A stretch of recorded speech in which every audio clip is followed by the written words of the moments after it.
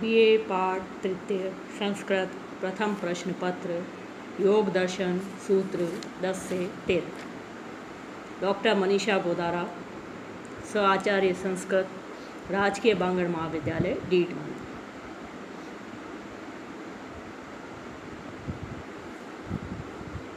पतंजलि रचित योग दर्शन में 10वां सूत्र। अभाव प्रत्यय आलम्बनावृत्ति निद्रा। अभाव के ज्ञान का अवलंबन करने वाली, ग्रहण करने वाली वृत्ति निद्रा है। निद्रा भी चित्त की वृत्ति है। इसमें मनुष्य को किसी भी विषय का ज्ञान नहीं रहता, किंतु ज्ञान के अभाव की प्रतीति होती है। जैसे गहरी निद्रा में भी मनुष्य को ये भान रहता है कि आज नींद गहरी आई। इस भान के कारण ही इसे वृत्ति कहा गया है। जब निद्रा से जागने पर आनंद की अनुभूति हो, आलस्य न रहे, इंद्रियां स्वस्थ एवं प्रसन्न हो जाए, तो इसे अक्लिष्ट कहते हैं। किंतु जागने पर यदि केवल थकान का आभास हो जाए और उससे आसक्ति उत्पन्न हो जाए, तो वह क्लिष्ट कहलाती है। समाधि और गहरी निद्रा करीब करीब समान ही है। समाधि में सजगता बनी रहती है, किंतु गहरी निद्रा में सजगता नहीं होती। यदि इसमें सजगता रहे तो इसी को समाधि कहते हैं। 11वां सूत्र। अनुभूति विषया असंप्रोषः स्मृति। अनुभव किए हुए विषय का विस्मरण ही स्मृति है। इंद्रियों तथा मन से अनुभव किए गए विषयों के संस्कार चित्त पर पड़ते हैं। उनका पुनः किसी निमित्त को पाकर प्रकट हो जाना ही स्मृति है। संसार में रहकर अच्छे बुरे, सामान्य असामान्य, आनंदप्रद कटु, क्रोध, घृणा, द्वेष आदि के अनेक प्रकार के कर्म किए जाते हैं।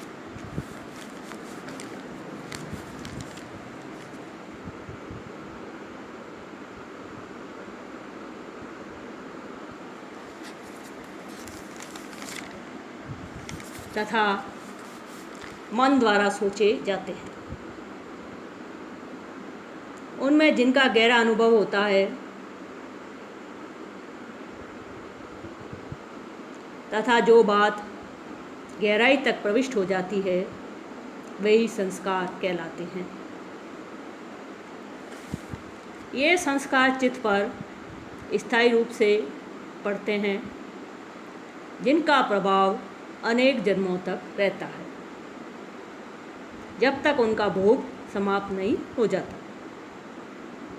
ये संस्कार अच्छे, बुरे और मिश्रित तीनों प्रकार के होते हैं। सविकल्प समाधि में यही स्मृतियाँ रहती हैं। जब ये स्मृतियाँ नहीं रहती, तो इसी को निर्विकल्प समाधि कहते हैं।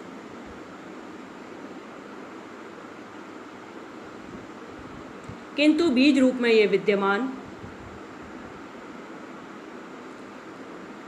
रहती हैं।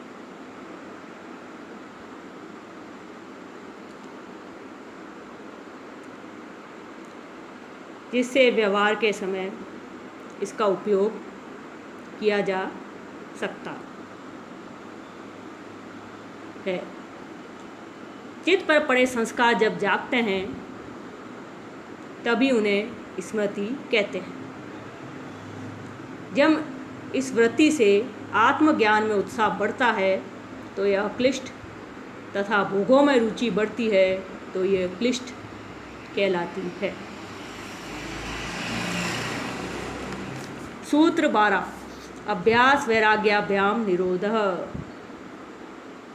उन चित्त वृत्तियों का निरोध अभ्यास और वैराग्य से होता है। महर्षि पतंजलि ने इस पाद के दूसरे सूत्र में चित्त की वृत्तियों के निरोध को ही योग कहा है। ईश्वर अथवा आत्मा कोई उपलब्ध होने वाली वस्तु नहीं है, वह तो नित्य उपलब्ध है। जिस प्रकार समुद्र में लहरों के कारण उसमें पड़े चंद्रमा का बिंब दिखाई नहीं देता, उसी प्रकार इस चित्त में नित्य उठ रही तरंगे उसकी वृत्तियाँ ही हैं, जो पूर्व जन्मों में किए गए कर्मों से निर्मित संस्कारों के कारण सदा संसार के भोगों की ओर ही प्रवृत्त होती हैं। योग शास्त्र में इसी को अविद्या कहा है। यदि इन प्रवृत्तियों का योग साधनों द्वारा निरोध कर दिया जाए, जिससे ये संसार के भोगों की ओर न दौड़े तथा बिल्कुल शांत हो जाए, तो साधक को आत्मा के स्वरूप का ज्ञान हो सकता है।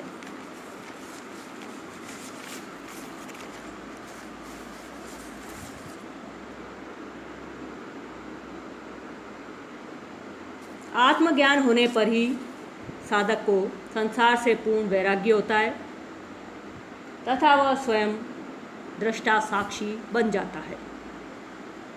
यही ज्ञान है तथा यही मुक्ति है। किंतु अनेक जन्मों के संस्कार के कारण ये वृत्तियाँ इतनी दृढ़ हो गई हैं कि इन्हें रोकना असंभव नहीं तो कठिन अवश्य है। महर्षि पतंजलि इनके निरोध के दो उपाय बतलाते हैं, अभ्यास और वैराग्य। विषयों के प्रति जो आसक्ति है उसका सर्वथा त्यागी वैराग्य है। घर छोड़कर वन चले जाना, भगवा पहनना अर्थात सन्यासी का वेश धारण कर लेना, शरीर पर भस्म लगाना, नग्न रहना आदि वैराग्य नहीं है। दूसरे शब्दों में वासना ही संसार है एवं उसका त्याग ही मुक्ति है। ये सांसारिक विषय ही दुख के कारण है तथा अपने स्वरूप आत्मा में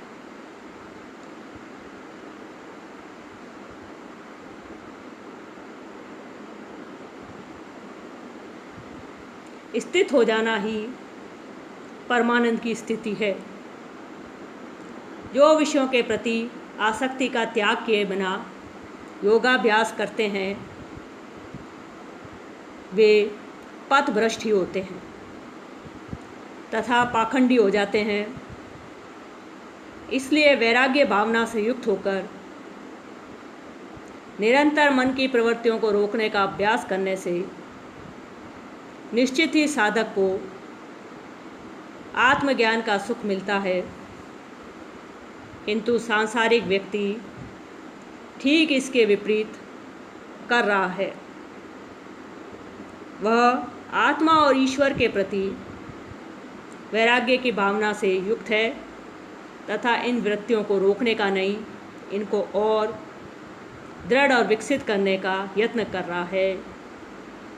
इसे संसार में विकास तो हुआ है किंतु भोग वृत्ति तथा आसक्ति भी बढ़ गई है, जिससे वह दुखी अधिक हुआ है। सच्चा सुख तो आत्मज्ञान के बिना नहीं मिल सकता तथा उसके लिए इन वृत्तियों का निरोध आवश्यक है, जो निरंतर अभ्यास और वैराग्य से ही संभव है। सूत्र 13 तत्र स्थितो यत्नो अभ्यासः। इन दोनों अभ्यास और वैराग्य में से चित्त वृत्तियों को रोकने के लिए बार बार यत्न करना अभ्यास है।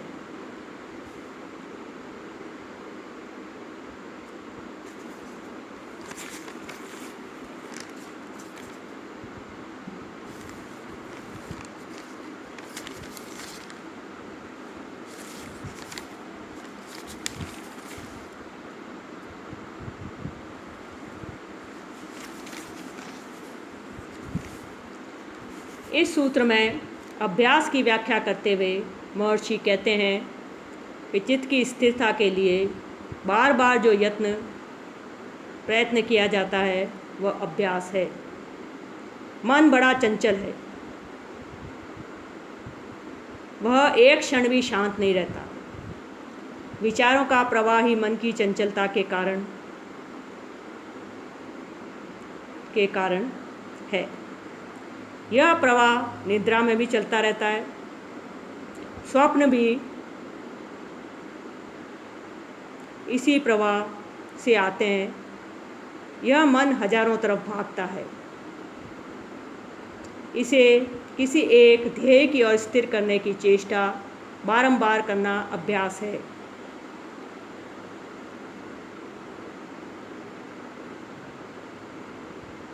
इसकी अनेक विधियां विभिन्न शास्त्रों एवं धर्मों में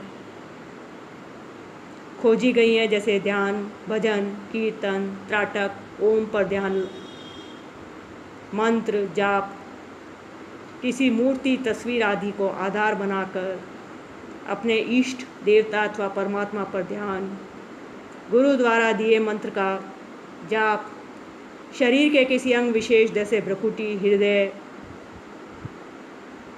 कमल, नाभि, श्वास प्रश्वास पर ध्यान केंद्रित करना आदि अनेक विधियां हैं, जिससे मन किसी एक केंद्र पर केंद्रित होता है।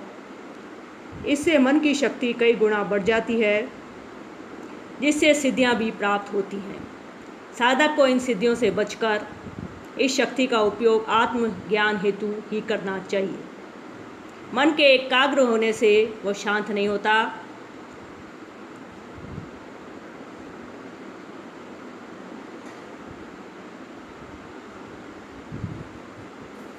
उसका उपयोग न करने से वह शांत तो होता है, किंतु थोड़े समय शांत होने के कारण वह पुनः दुगने वेग से भोगों की ओर भागता है। उस समय इस पर नियंत्रण आवश्यक है। ध्यान में बैठने पर विचार अधिक तेजी से आते हैं। इस प्रकार मन किसी एक केंद्र पर टिकता नहीं, उसे बार बार खींचकर ध्येय की ओर प्रयत्नपूर्वक लगाना पड़ता है। यही अभ्यास है। इसमें काफ़ी समय भी लग सकता है, इसलिए साधक में धैर्य आवश्यक है।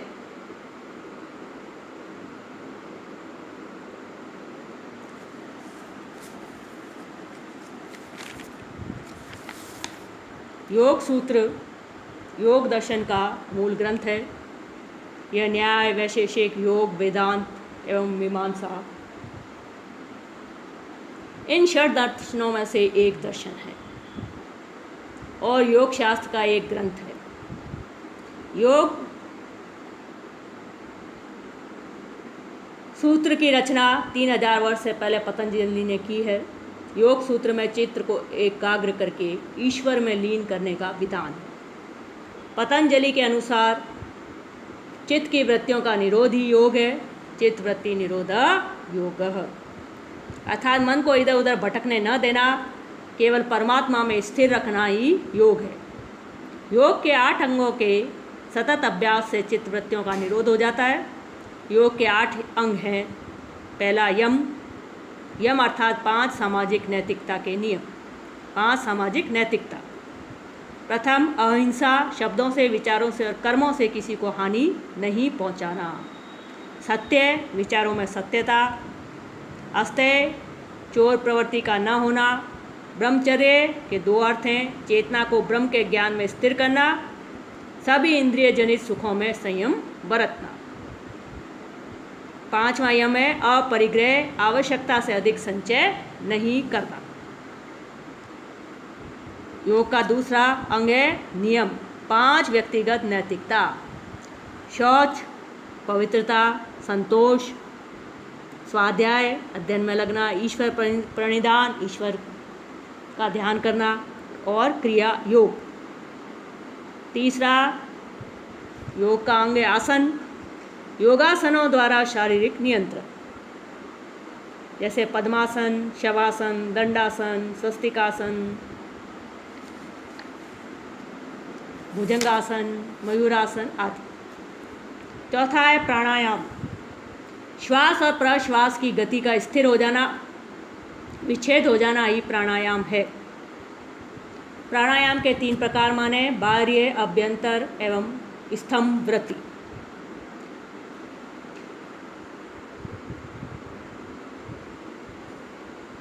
प्रत्याहार, इंद्रियों को अंतर्मुखी करना। धारणा, एकाग्रचित होना। ध्यान, निरंतर ध्यान। समाधि, आत्मा से जुड़ना, परम चैतन्य की अवस्था।